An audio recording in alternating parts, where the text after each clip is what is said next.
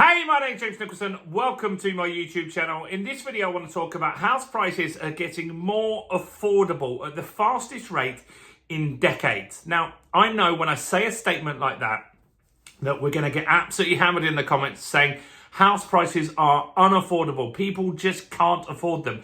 And that could be right for a lot of people. However, stick with me because I want to share with you some data to show you that it is improving. It might not be perfect.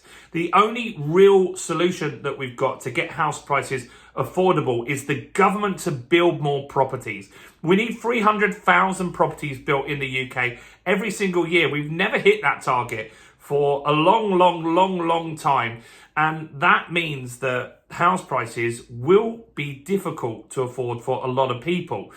And so these things that are happening are making things better. But I do understand, like I said, we do need to do that excess building in order to make it better, faster for a lot of people. So while we jump into this data, if you haven't done already, do subscribe to the channel over there and hit the bell notification. That really helps me. We're on the journey to 20,000 subscribers. You can see around this video how close we are to that. So do smash that subscribe button while you're here and smash the like button or tickle the like button. Do something to the like button, guys. That really helps me with the YouTube algorithm. Collectively, we're trying to get 5 million views this year. We did 2 million last year. That's our lofty goal for the year.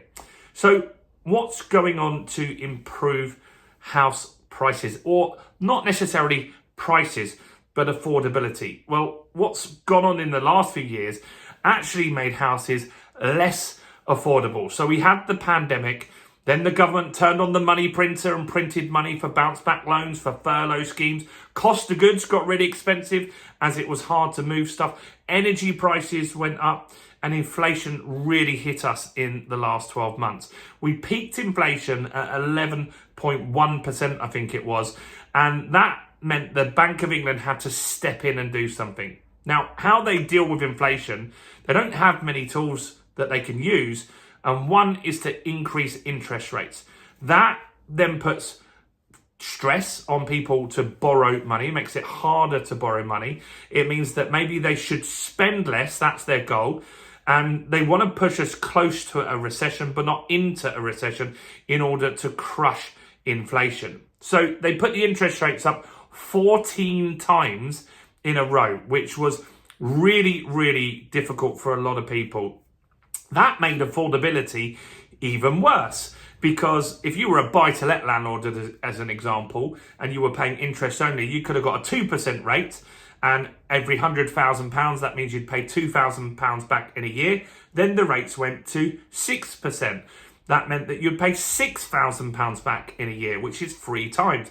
Affordability dropped significantly. Now, a repayment mortgage, which a residential person would have, a first-time buyer, for example, you're not hit as hard, but it's still significantly more. Payments went up around 25%, meaning you couldn't afford the mortgage. So what's improved, and is it going to keep improving? That's the most important thing. Well, wage growth has really helped a lot of people. And so I know some of you are going to say you haven't had a pay rise. Always happens in the comments, and that's cool. Let me know. Did you have a pay rise that was more than inflation? Some sectors did. Financial services got paid really well. Some sectors didn't. I'd like to know, if you're employed, did you actually get a pay rise yourself? Do comment below and let me know.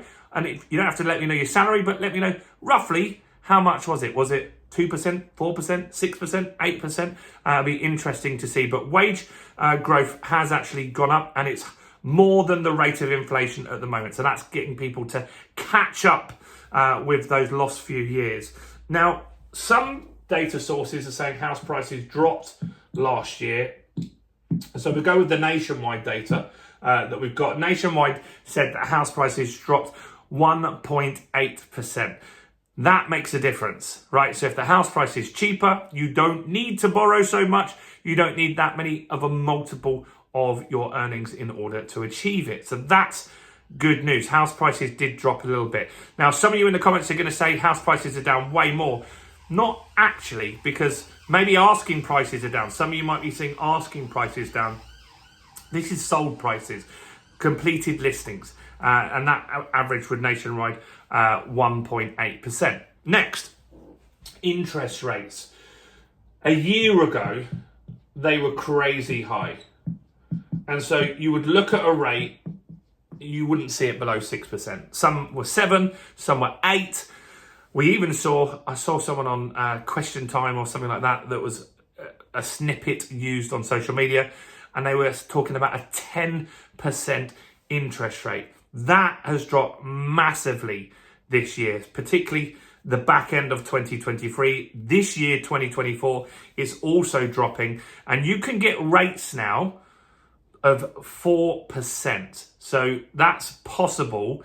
That means you need a big deposit, more for remortgages. But if you're a first-time buyer, you can get rates in the 5 point something percent, which is really, really, really positive news. And that gets affordability up. It's not perfect. It's not down to 2-3% that we had, but it's moving in the right direction. So you've got to take all of this into account. Wages are up. House prices are down. Interest rates are dropping. They will continue to drop as well. House prices might also drop a little bit this year, and that's going to make a massive difference.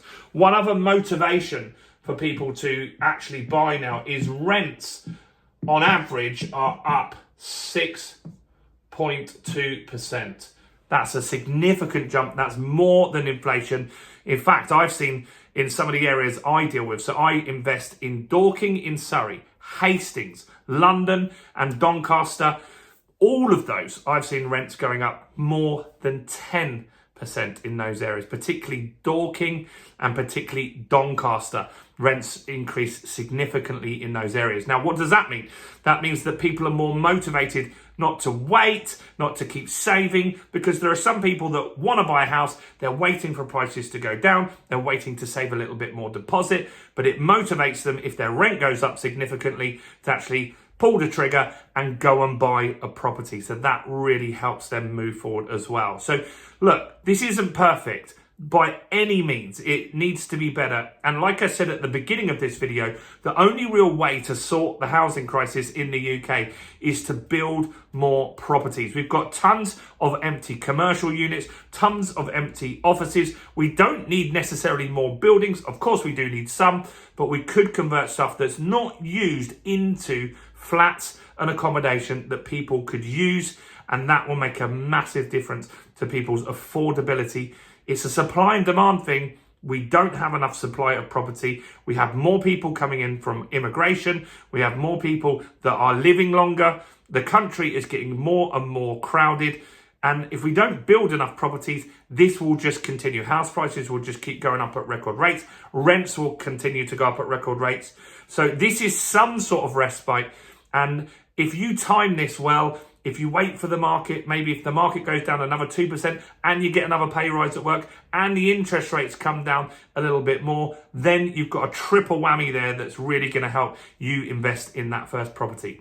Let me know your thoughts on all of this. Do you think this is all a load of rubbish? This is taken off a Bloomberg article. So do comment below your thoughts. Do smash the like button, guys. Share this with some people that you know that want to buy some properties. Do subscribe. Do check out some other content on my channel. Maybe go and start with this video right here.